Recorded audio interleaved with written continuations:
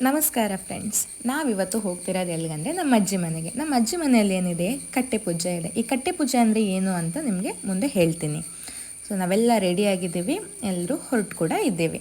So ಇಲ್ಲಿಂದ ಡೈರೆಕ್ಟಾಗಿ ಈ ವಿಡಿಯೋನ ಕಟ್ ಮಾಡಿದ್ರೆ ನಾವು ನೋಡೋದು ಅಜ್ಜಿ ಮನೇನ. ನೋಡಿ, ಇಲ್ಲಿ ದೇವ್ರಿಗೆ ಪೂಜೆ ನಡೀತಾ ಇದೆ. ಅದೇ ರೀತಿ ನಮ್ಮಮ್ಮ, ದೊಡ್ಡಮ್ಮ, ಆಂಟಿ ಅಂದ್ರೆಲ್ಲ ಮಾತಲ್ಲಿ ಬ್ಯುಸಿಯಾಗಿಬಿಟ್ಟಿದ್ದಾರೆ.